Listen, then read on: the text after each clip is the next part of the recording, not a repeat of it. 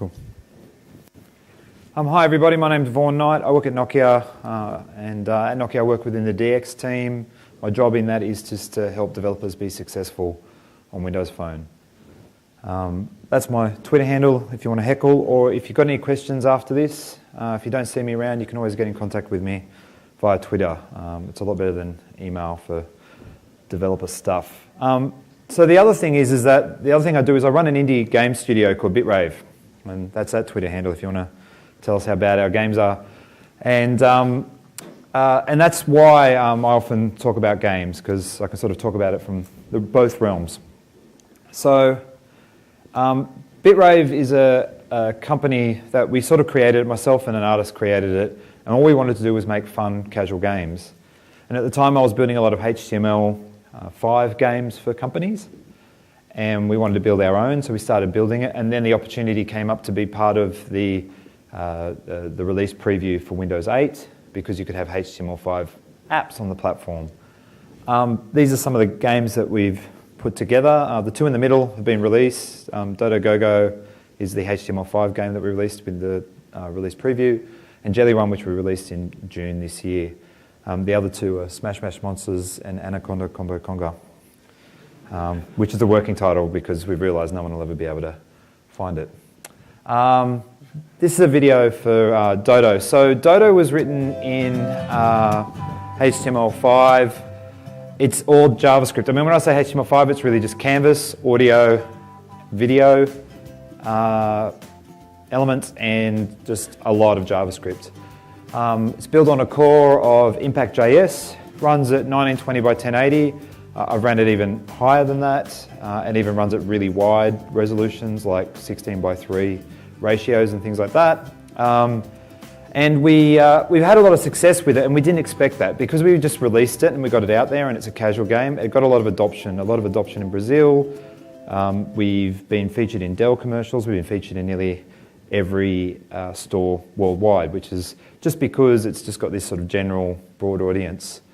The other thing is that from a library perspective, as I said, we use Impact. Impact's a great library. It's commercial. I think it's still commercial, but it's open source. So when you buy it, you get all the source. We modified it heavily.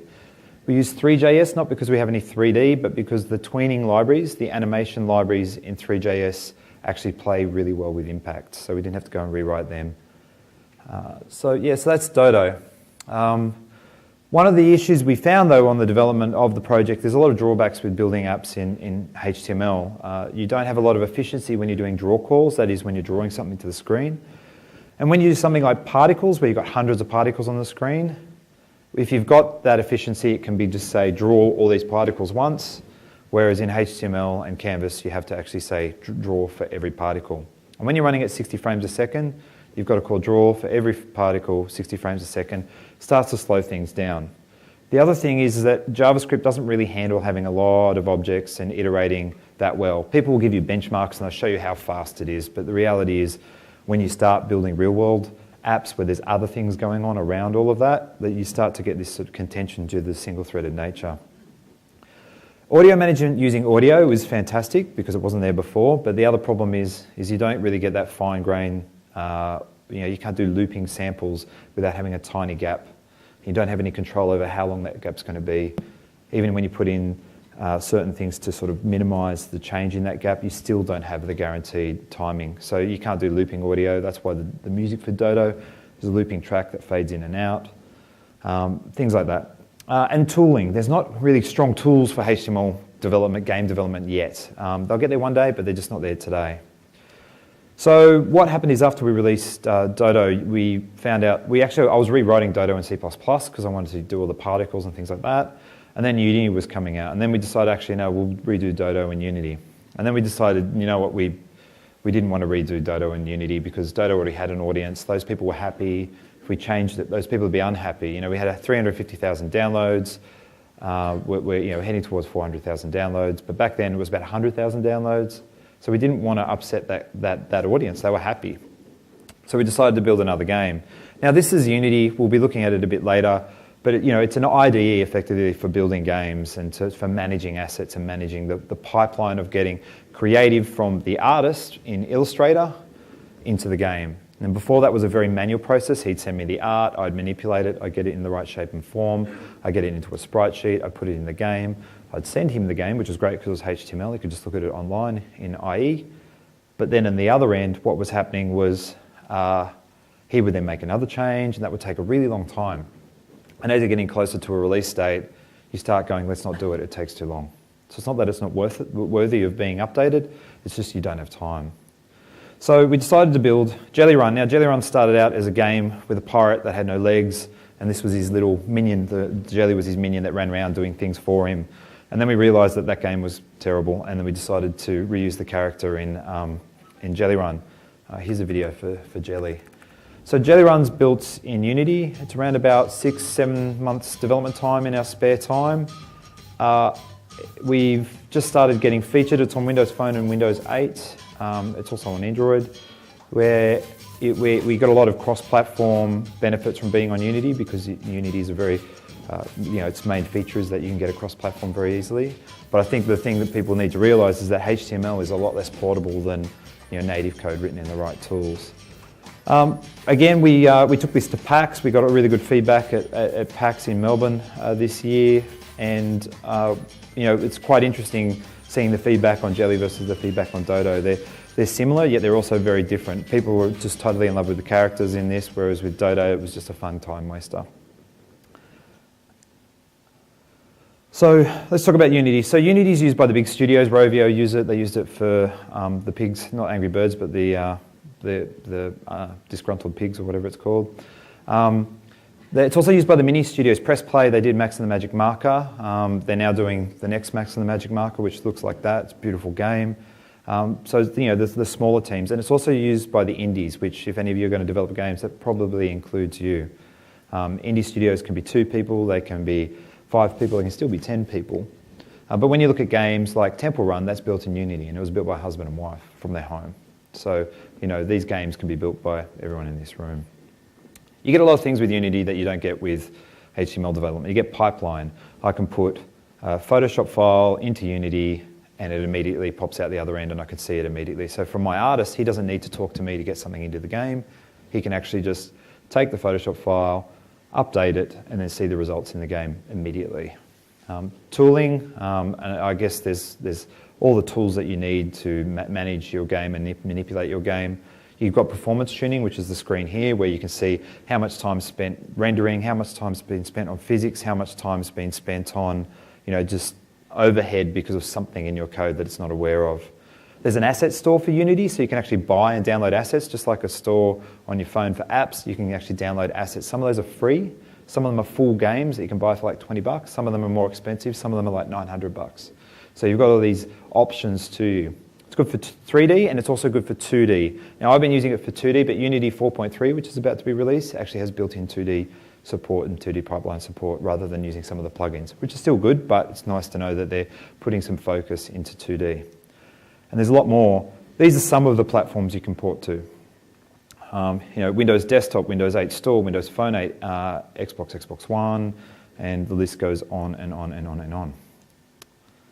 So let's have a quick look at just, if we're going to build something out of Unity, what's entailed to get it done for the Windows Store. So I'm just going to unplug this audio, which may or may not stretch all the way around. Okay, so when you're building, I'll cut across. We're good? Okay. So here we are in Unity, just to sort of give you an idea. So this is my sort of scene editor, for those that haven't seen Unity. And when I run it up, if I go like that, put it back like that. So I can actually run the game from within in Unity. And the audio is playing at the moment, but I've got it muted just so it doesn't go over the top of me. But there's things that I can do. I can move these buttons around, and down the bottom is actually my game window. That's what the game looks like. And I can then go and change it to say, hey, I'm going to look at the game 16:9, something like that. So that's the example of, Unity gives this ability that while the game is running within Unity, you can go and manipulate it. But one of the things that I want to do is just build. So if I go into build settings, now with Unity, with Windows Phone 8 and Windows Store support, you select Windows Store. Generally, I always use a XAML C# solution. So your code that you write in Unity is generally written in C#. We'll look at that in a second. But that gets compiled down to the runtime for your app. Then what happens is it builds a Visual Studio project using a specific language that then uses that runtime. That runtime won't change between those projects. So I use a C# XAML solution because it's easier to manipulate, it's easier to work with, and I think from my perspective, the libraries that I may want to use within that application are available in C#. So what I'll do is I'll just hit build, and it'll ask me for a folder. So I'll just say version NZ. Actually, I'll change that. Windows 8. Go in the folder, and I'll select that folder. So now this is just building my project. So something else we're going to do in this is also talk all the way down to Azure. I'm just going to show you the flow of getting data from something like Unity all the way down into Azure using native plugins, because the thing about Unity is you can port to everything. Jelly took 3 days to port to Windows Phone 8, and it took 3 days to port from Windows Phone 8 to Android. That's how quick it was. But there was no native integration. So as soon as you start doing native integration, you've obviously got to do porting of that native code. So I'm going to show you how you can do that between Windows 8 and Windows Phone, which is a really easy example, but the principle lies the same for when you go into other platforms. So what I'm going to do here is just create an instance of a mobile service. I'll just call it TechEd Mobile Service. I'm going to use an existing database, and then I'll go in here, type in the secret password, which I just typed in wrong. And that's going to create a mobile service. Meanwhile, if I go back, that's finished building, and over here you'll notice that there's a folder.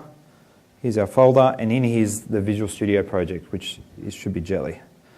So we'll double click on that, open that in Visual Studio. We'll do a release build, and the other thing we'll do, which is something that Unity is really kind to do, is always defaults to ARM. So we want to make sure that it's running on x86. And it's not happy. And the reason for that being is that this is, so you can write in JavaScript within Unity as well, but it's actually a version of JavaScript called Boo. That library can't exist on Windows 8 because it uses MS Core Lib, so that's why it just includes it by default. They should just not include it. So there's the game starting up and loading. And what's that? Maybe we skip that.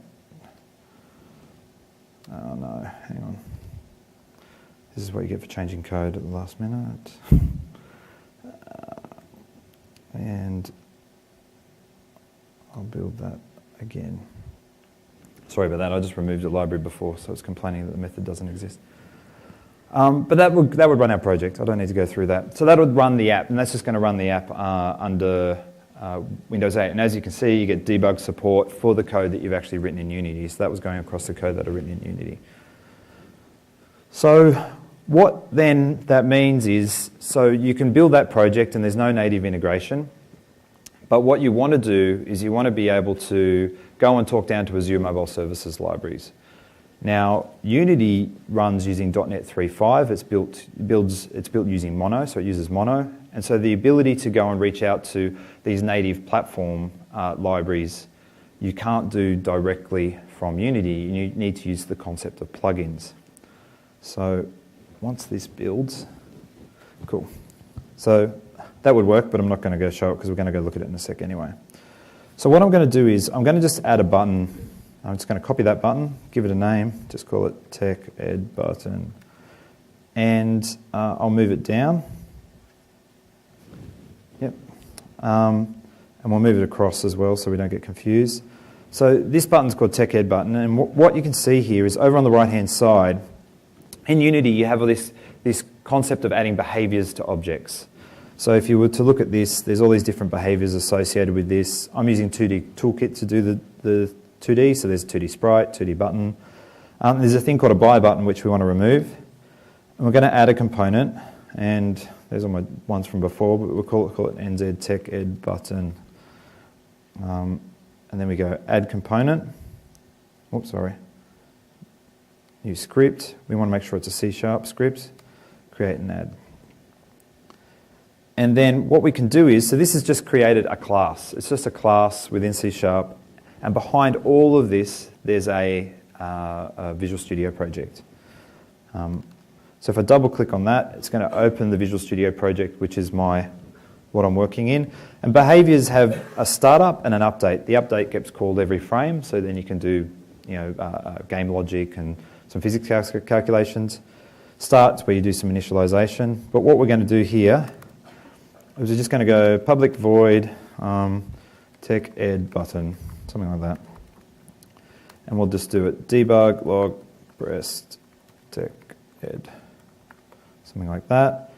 And then the other thing that's really interesting here is you can just go public string text, for example, and we can actually give it a default value, default, like that.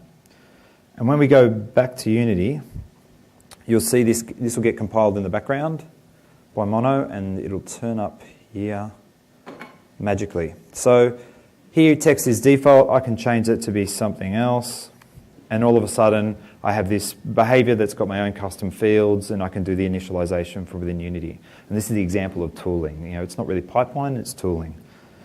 So if we were to run that within Unity, and I click that button, whoops. Oh, hang on, of course there isn't. Just stop that. So the other thing you've got here is this concept of the button. The button's a 2D toolkit construct, but a lot of them work the same way. And the way that they work is through messages.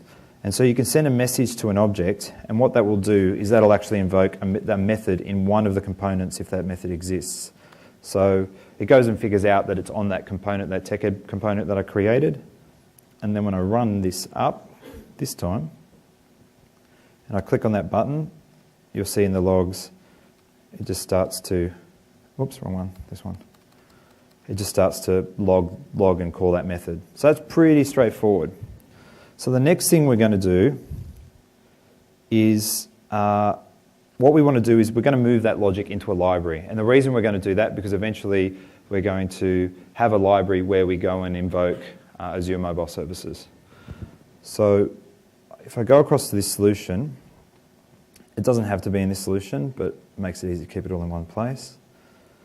I'm going to add a project, and I'm just going to call it my library, TechEd library, and what it's going to be is a Windows class library. And if I go up to properties here, we want to make sure it's .NET 3.5 because Unity runs on Mono. It's got this sort of compliance somewhere between 2, 3.5 and 4. Doesn't really make much sense, but that's sort of where it is. And what we're going to do is we're going to add a class, and we'll just call it Azure test class add. And we'll put a public method on that.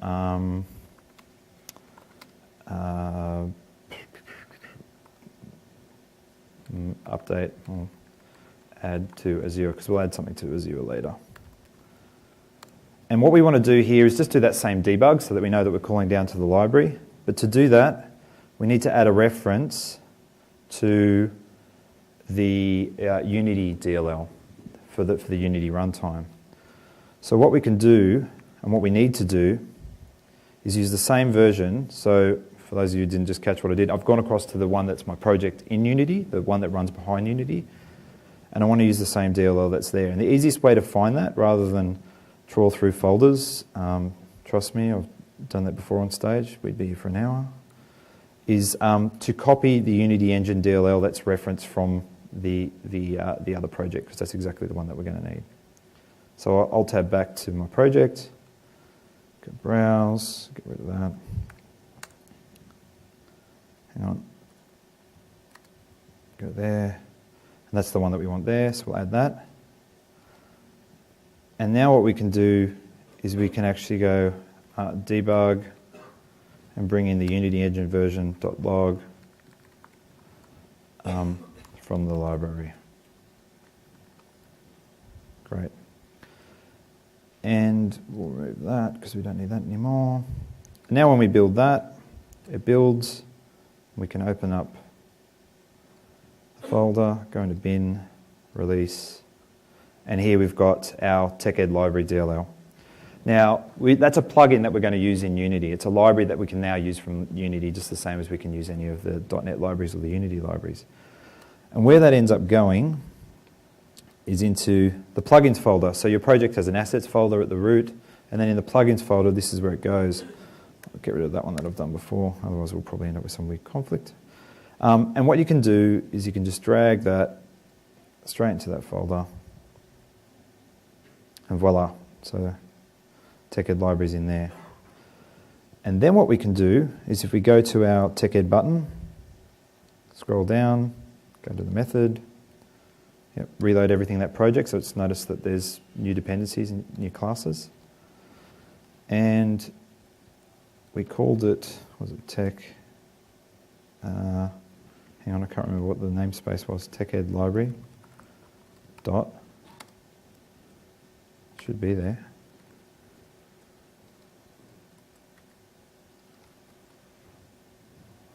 Let me just check. Sorry? Sorry, I can't hear you up here. I do this every time. You'd think I learn. So one of the problems that you actually do get when you work in Unity is things that aren't declared public in Unity are defaulted to public, whereas if you build and then you go across and build a library like I did just then, you'll end up making the same having the same problem, and you'll do it. So I go in there. That's been built. You can't, unfortunately, drag straight over the top. If you do that, it just appends an extra number to the file. So there we go. So that's in there. And then if I go back to here, no, actually I should have saved that, yes. TechEd library.azure test. So there we've got our so we can go var as equals new Azure test. And then we go Azure dot add to Azure. I did make the method public. So that's going to call that method. So if we go back across to here, back to Unity and run, hang on, it'll get there.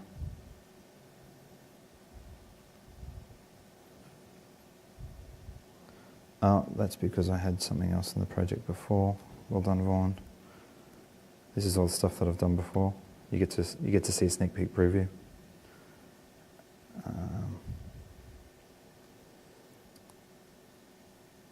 And that's now compiled because I get lots of warnings because of my really good code. Hit play.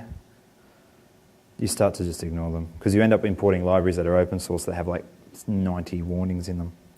So that's running, and from the library starts logging. So that's logging from our library. Now, when you build this project, you'll be building it, and what will end up happening is within the Windows Store project, you'll end up with this same library running. But when we're running within the Windows Store project, we actually want to start doing some Azure stuff.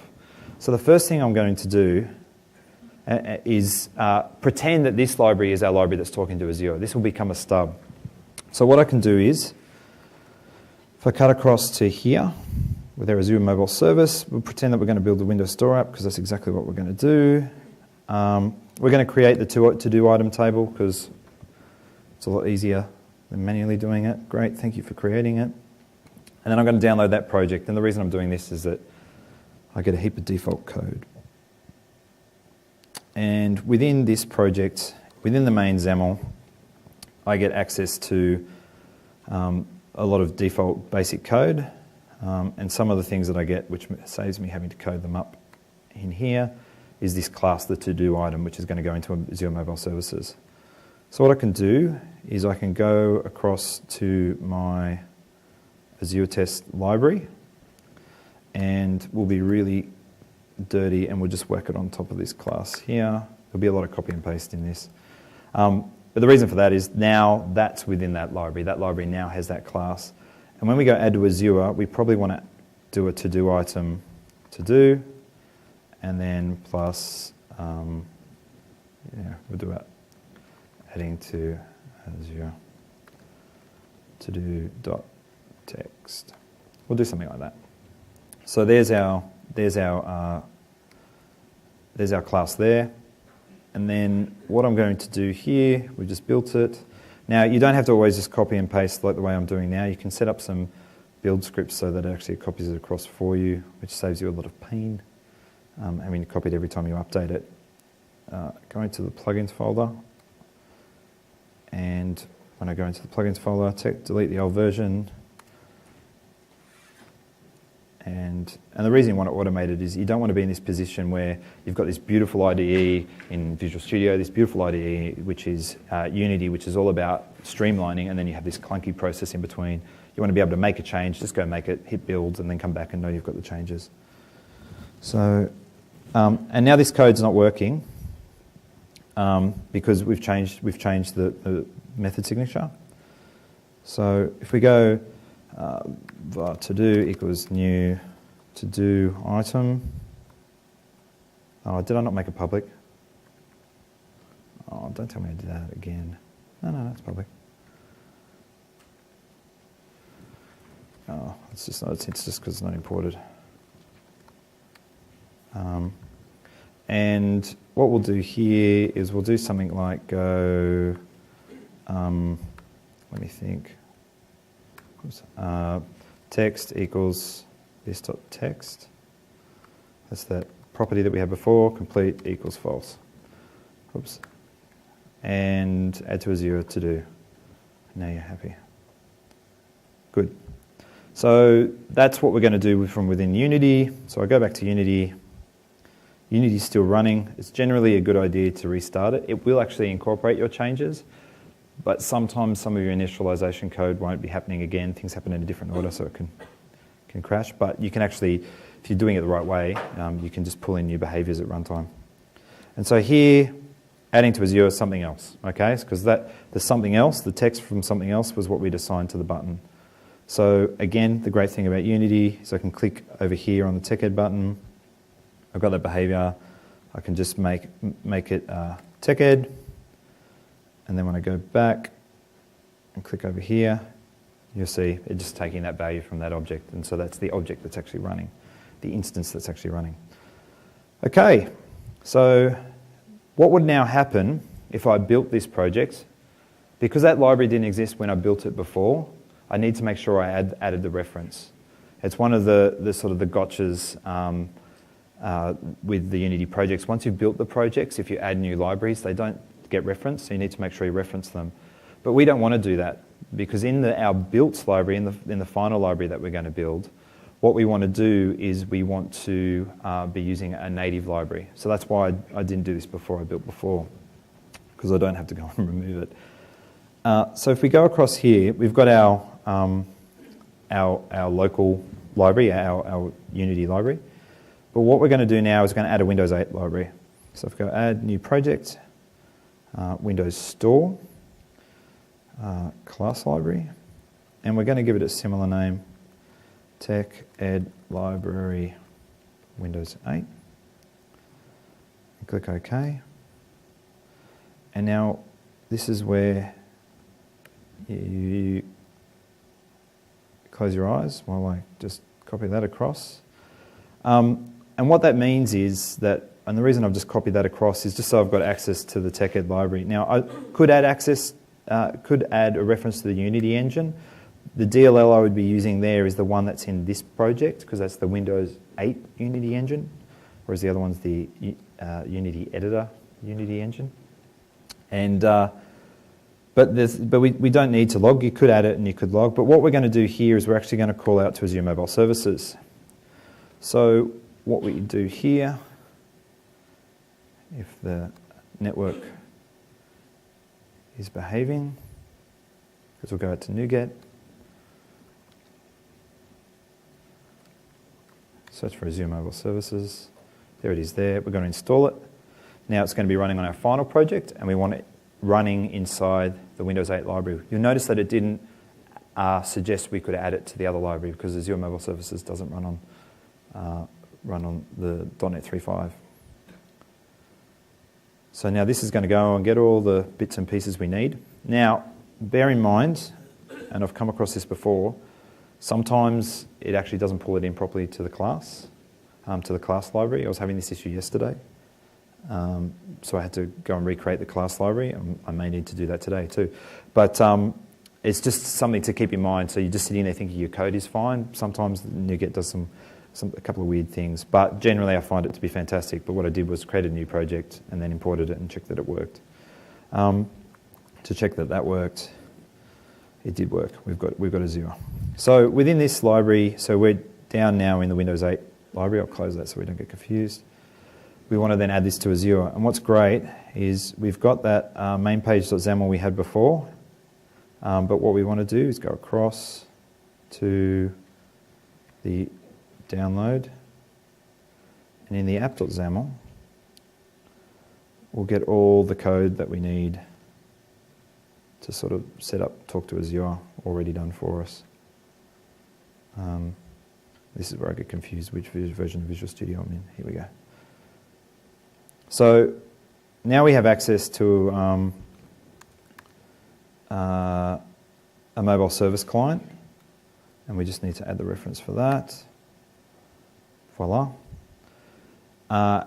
And so when we actually call add to Azure, we can just access this mobile service client and add the to-do item to Azure. So we can actually go mobile service.get table to-do item dot insert async to do.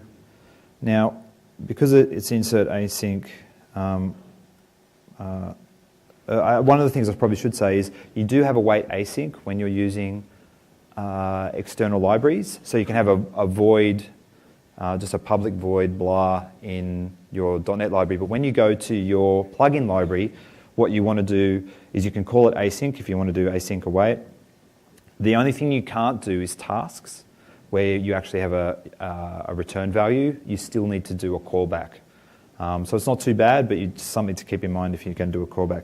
But because we're just going to insert and we don't care about a response, we're just going to leave it the way it is. So this should now go and get that object that we've created in Unity, part that gets passed through, and then it's going to go and insert it into Azure. Now, another thing to keep in mind is that it's quite complex what's going on here. So Unity, when it goes and compiles, it's going to look for a DLL called TechEd library. It's going to look for a class called Azure test in the TechEd library namespace. And it's going to look for a method add to Azure that takes a to-do item. It's going to look for a class called to-do item from the TechEd library assembly in the TechEd library namespace. So that's what's happening at a .NET level. So within Unity, it's happening. It's all there. But when it goes across to Windows 8, it actually gets tricked into thinking this is the same thing. So you will get method doesn't exist exceptions and all that sort of stuff happening if you don't do things properly. And you can have different methods inside the class, like helper methods that are good for the native stuff. But from an actual Unity perspective, it doesn't know that they're different libraries. So the thing that we need to do to make sure that we know, or that we can trick Unity in thinking they're the same library, we need to make sure, default namespace doesn't really matter so much, but the assembly name needs to be the same. Okay. And then we build. Now, even though the assembly names are the same, it doesn't get too confusing. If you're not sure which version's been deployed with your project, you can just go to properties on the library and it'll actually say TechEd library Windows 8 because we created the project as that. So the description is still the same on the library so you don't get too lost. And then the other thing that we need to do here is we add as a reference that library there. Now, there's another way to handle the deploying of the different libraries. The way I like doing it is having my library alongside my project for that platform. The reason being is that they're so interdependent. When I'm working on games at home, I actually have 4 monitors. If I was going to have it in a different Visual Studio instance, I can guarantee you I'm getting confused with 2 now. I sometimes have 3 or 4 instances of Visual Studio open. If I need another monitor, my wife will kill me, so I have to do it within the same project. And it just gives you that reference, because when you're debugging this project, it's all within the same Visual Studio instance. So when I debug, I can set breakpoints in that library, and it's very clear to me what's going on. So that's all done, and I think those changes that I put in before to stop the crash, I actually undid, but we'll find out. So now I've gone back to Unity, I've hit build. That's going to copy everything across to that Visual Studio project as it takes its time. Something to bear in mind that if you're custom building all your levels, you end up with each level getting built. I've actually excluded a lot from this. Sometimes it takes about 5 minutes. And the signal is the flashing down the bottom of the folder when it gets there. Eventually.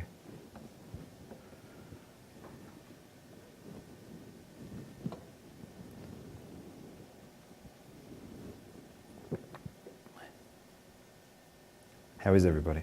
Oh, there we go. So now that's built.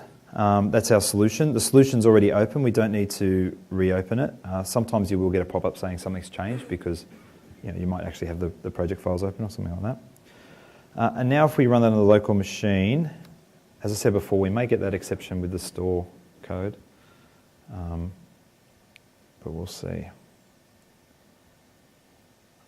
Yeah, we did, because I didn't save the changes. I'm just going to get rid of all that. And unfortunately, go back, get that reload, build. So what's interesting there is that is actually opening the same source file that's being accessed from Unity. Something I've sort of found just by mistake, that when it actually crashes, it now then references the original file. So when you actually get an exception, you can actually go and look where in the source the issue was, look at the exception. It used to, what happened was it would just say, hey, there was an exception within the Unity code. So it's fantastic that they've added that by default. You could go and add it in, but it was always really fiddly. You create a new project, you want to experiment with something, you don't want to spend all that time setting it up. It takes longer than just reading through the code again. And done, soon. Another thing that's just really interesting in Unity is when you're going between platforms like Windows 8 and Windows Phone, you need to be careful of the textures that you're using. I'll show you that in a second, because it's worth looking at. So this should now run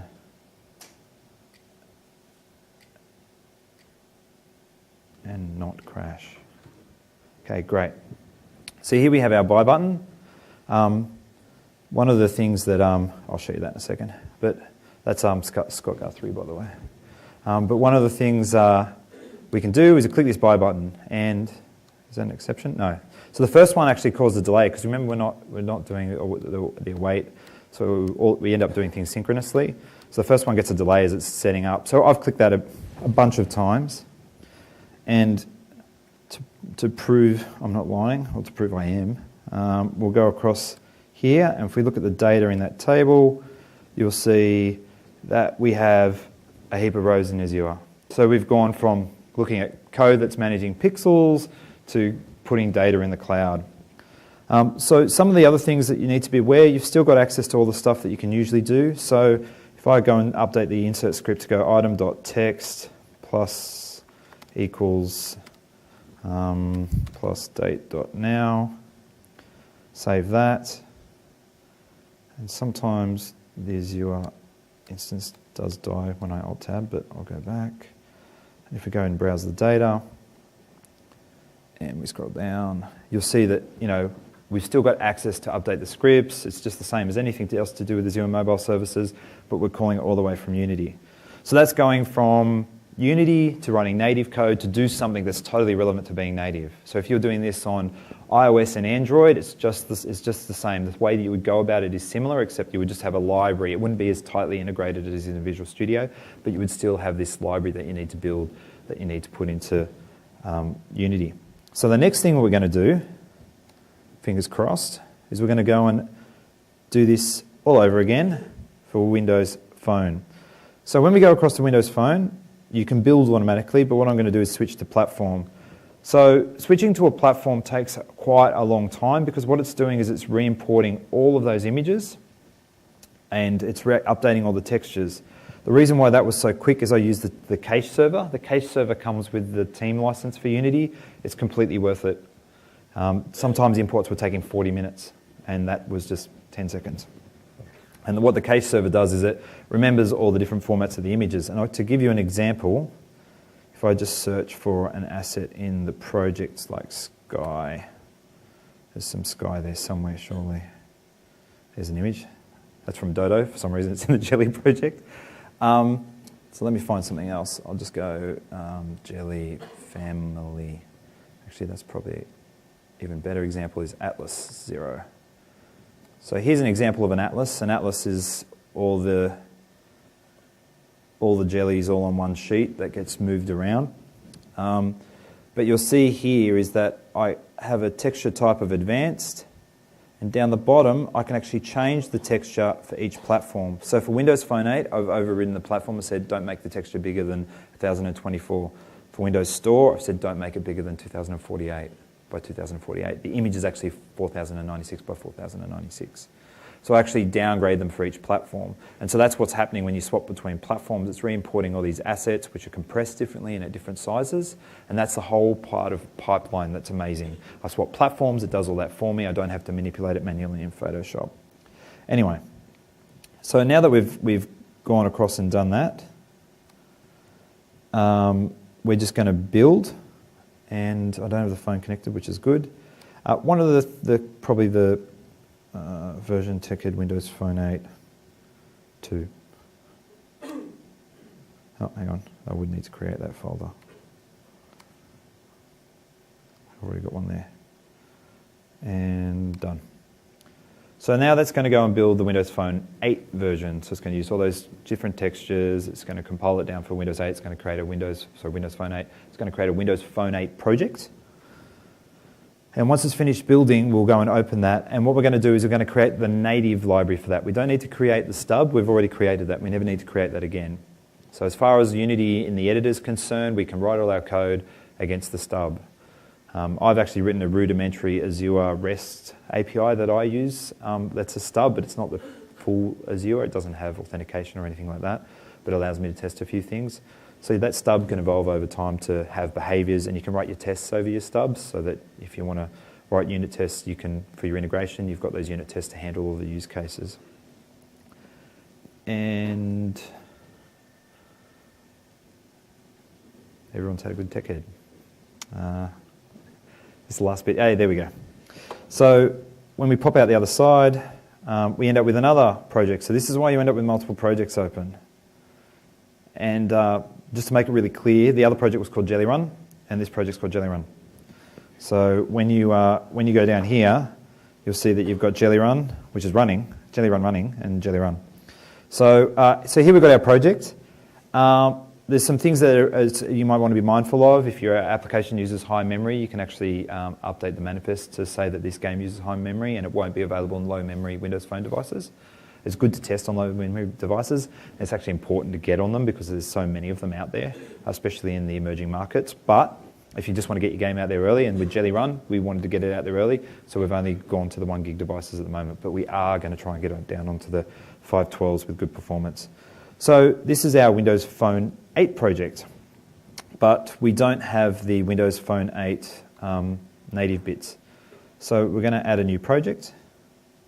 It's going to be a Windows Phone project because it's the native stuff. It's a class library. And we're going to call it TechEd Library Windows Phone 8. Done everything right there, yep. And what we're going to do here is going to delete that. We're going to add a class called Azure Test. And now what we're going to do here is this development technique called copy-paste. And we're going to go across and we're going to find the native one. So that was the one that was used with, get this native one here. Now you don't have to copy-paste, and you could create a common library that they all use that had things like the mobile service client URL and token. The to-do item could be in common code. There's no reason why you can't do that, but for demo purposes, I'm just not doing that. And somehow magically, how did that, it doesn't even have a reference to Azure. Man, it can see the future. Anyway, what we're going to do here, is comment those out because they shouldn't be building or even telling me what they think they need. And we'll go to NuGet again, and we're going to go and get Azure Mobile Services. And we're going to download the package again because it's in a totally different solution. 2 projects that we want to put it in. Goes and grabs it. 3, 2, 1, I accept. And success, success, success. We like success. So another thing to mention, the reason I don't have the phone connected at the moment is it still...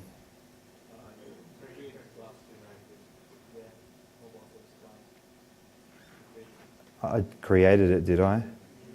Oh yeah, I did, didn't I? Okay.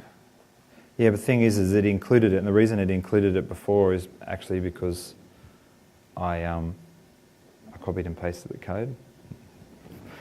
So as I said, not really a good practice, but yeah, that was just to show you how bad it is. And so so now we've got this class created, and we need to add a reference in the solution to that library. And because Azure Mobile Services is highly portable on .NET, we now have our project. Now, when you're exporting for Windows Phone 8, there's a few things to know. I don't have the phone connected at the moment, and the reason is that Unity tries to deploy and run on the phone, or tries to actually deploy to the phone. I find that quite annoying because it'd be nice for it to be running out of Visual Studio at least so that I can debug it while it's running. So I usually have the phone locked, and Unity will say, hey, can't deploy the phone's locked, and it'll crash, but it's actually still created the project. The second thing is, when you're in the project, and if anyone that's worked in development will probably understand how this has happened, but there's the debug project, which is the worst performance. There's your release project, which gives you release performance. But then there's also this other option of having the master, and the master is the only version that you should ever run on the phone, because you can still debug and it's the best performance. I've never needed to run debug on the phone for any reason. The other thing that's also good to check is with each version, this can change. Sometimes it defaults to x86 for some reason. At the moment it's ARM, so that's fine. And what I'm going to do here, and I've got network, is I'm actually just going to deploy it to the phone.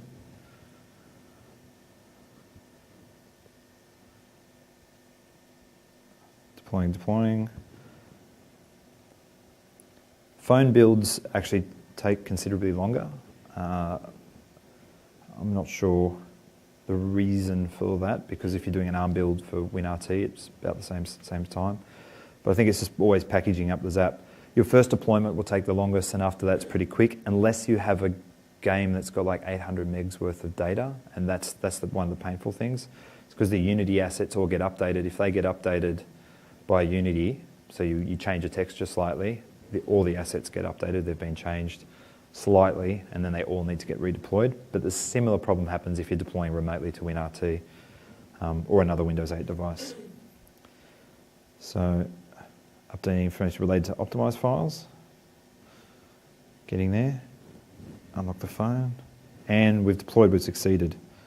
So if you can't see here, and I can't TV out, but this should boot up.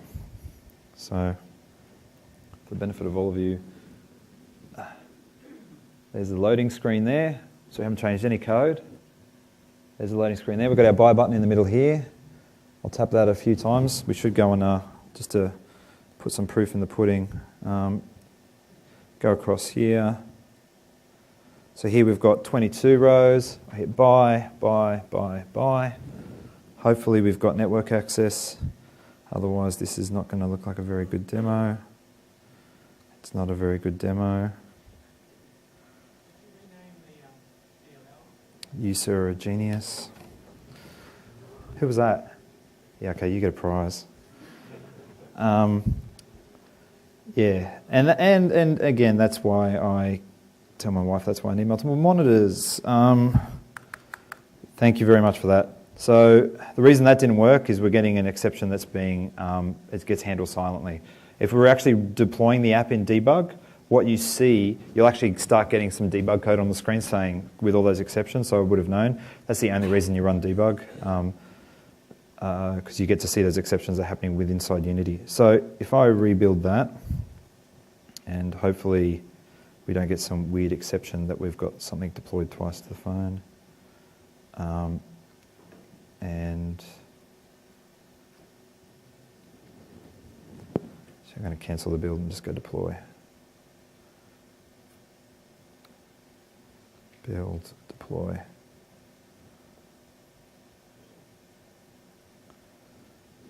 Okay, so that was pretty quick that time because we didn't change the Unity stuff, we only changed the DLL.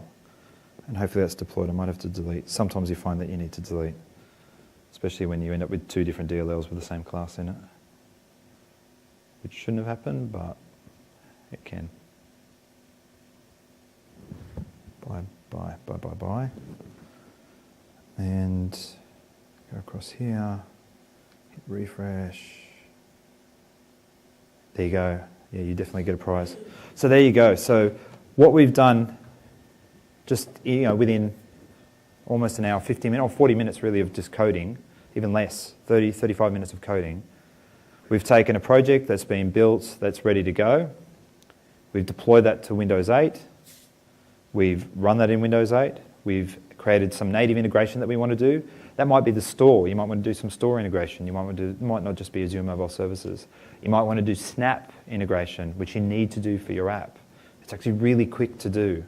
And you can have it so that the code runs within Unity and runs externally. You're not doing if Windows Phone 8 platform or if Unity WP8, which you can do, like you can do if defs and have conditional code, but you still need to call through to some native code that's going to execute it.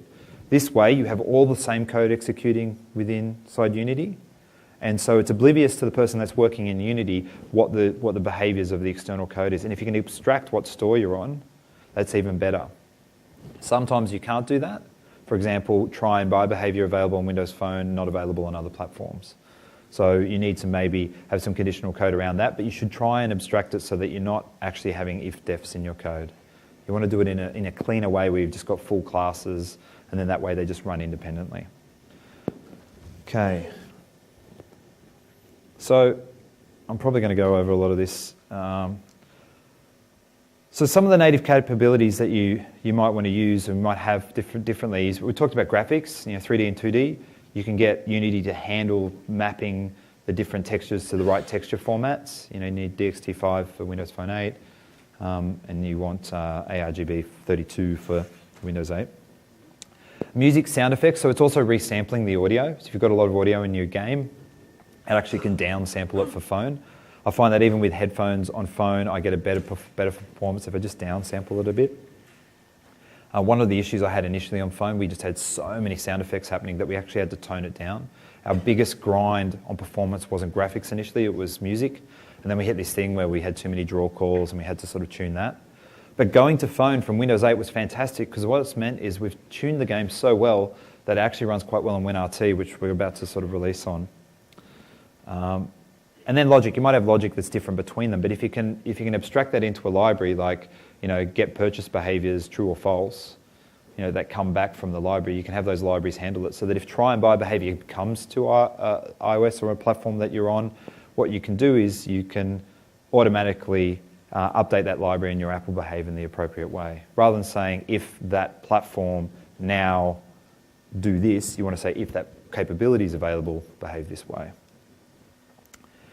So shaders are the logic and the code that run on the graphics card, and we're not going to go into that, but if I look for a material called jelly, there's got to be a material called jelly, there's a captive jelly. Whoops. So here I'm looking for a material. That's not a material. Where's a material? Jelly family, are you a material? You're not a material, doesn't matter. But a material is what, the shader runs on materials and materials run in the graphics card. And sometimes they need to be they're platform dependent based on the capabilities of your graphics card. Some audio formats will only work on certain platforms. As I said before, you might have platform-specific logic, and then you've got the native integration through hardware and things that just simply aren't available. There's all these other things that you might have. We've already talked about them, so I'm going to skip over that slide just to keep us moving. There's another way to handle platform specifics within Unity, and that is you've got the plugins folder, and within the plugins folder, if I just screw this out, within the plugins folder, you can have a WP8 and a Metro folder, because it's still called Metro. And within that, you can have your platform-specific libraries.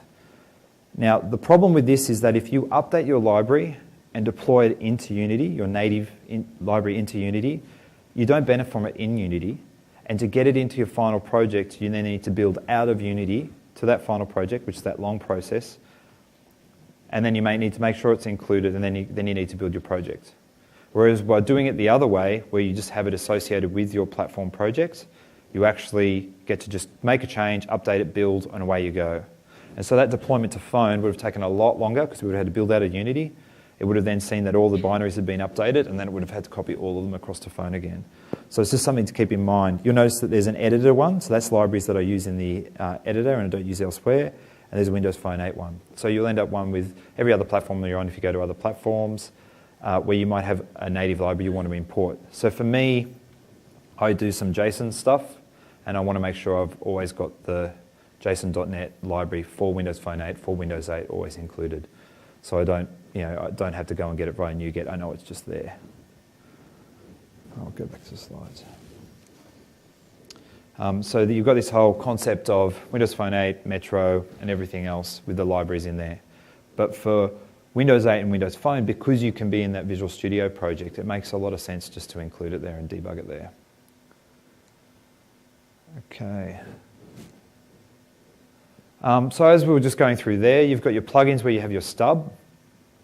For me, we use all the store stuff. This is the approach we use for all the store stuff, store integration, Snap View integration, and all the other native integration on Windows 8 and Windows Phone.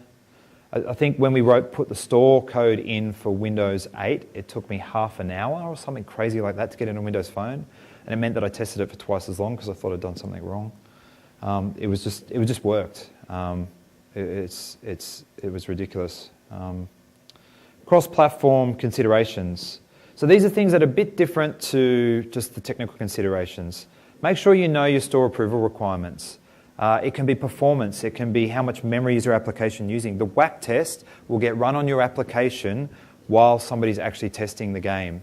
So we were passing the whack test, but then when somebody was actually testing it, they were running the whack test and we were running up to, say, 700 megs of memory. And that's because our textures were just massive. They didn't need to be massive. So we brought down the memory consumption, and then we got through the store approval. Automated certification tests as well. Just be careful. In Unity, you might use a library or a plugin from the store that won't actually pass the whack test. So make sure you're going through the whack test really early for Windows 8 and Windows Phone. Or do a beta release on Windows Phone. And start packaging early. That's to make sure you're going through those. For me, we use Windows Phone as a way to push out beta releases. So we update it and we test it, and it means that we've got it. We know it gets through store. We know that it performs well. You make a small change, it can have a big impact on performance. Submit an early beta, blah, blah, blah. Oh, and the other thing you can do is you can submit to the Windows 8 store with a manual publish. You don't have to release it, right?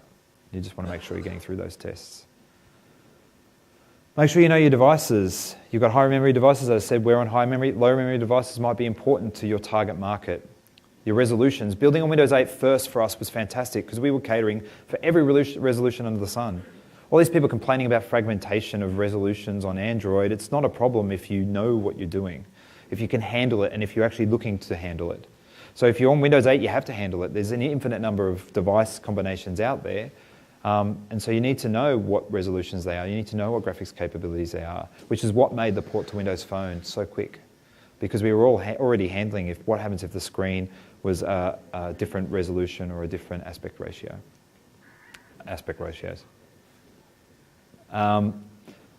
Device capabilities. We cater for keyboard input, touch input, controller input, keyboard without mouse, and keyboard. That's okay. It's all right. You're lucky that's your ringtone. You know, my mindset is to expect everything, but cater to most.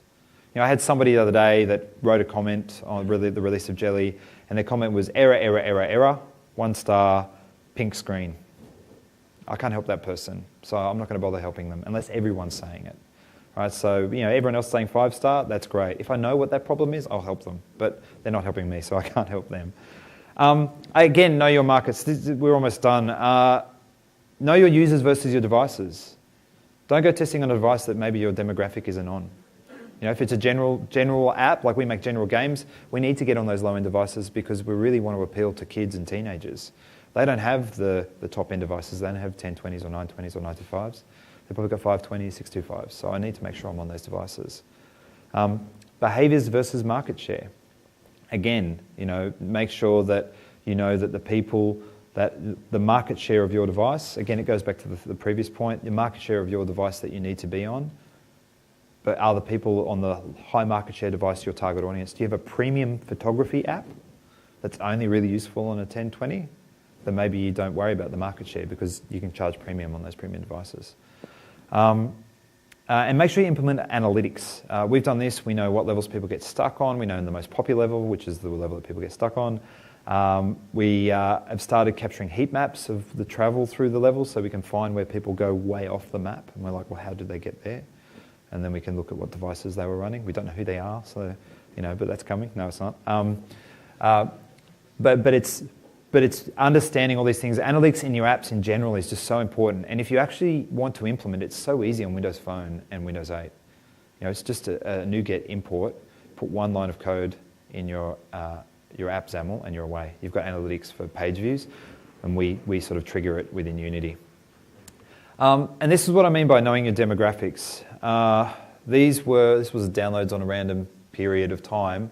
I didn't know we had that many users in China, for example. I thought our core demographics were going to be probably Australia, the US, and maybe Brazil.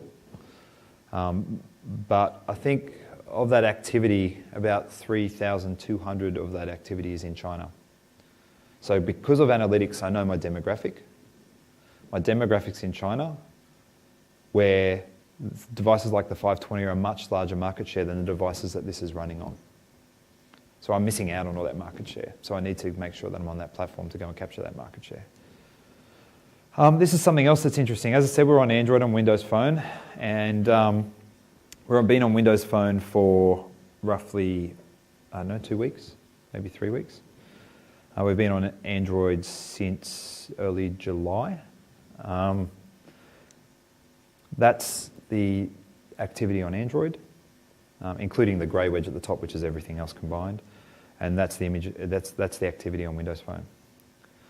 Something to be aware of. All that activity happened almost within the first month. So on Android, when you're in new app, you get in the new lists. We're like in the top paid Android apps in Australia. We're like number 22 or something like that, which made me realise just how much little money everyone was making because we weren't making a lot at that point in time. But as soon as we were outside the top list, we didn't have it. We've had maybe 1 or 2 downloads since. So Android is a really tough platform. You really need to sort of probably spend on marketing. Whereas on Windows Phone, I'm able to tell people that there's an app on the platform. It gets some traction. We haven't spent any money on marketing, and we're getting a lot of activity. People are a lot more engaged in the app.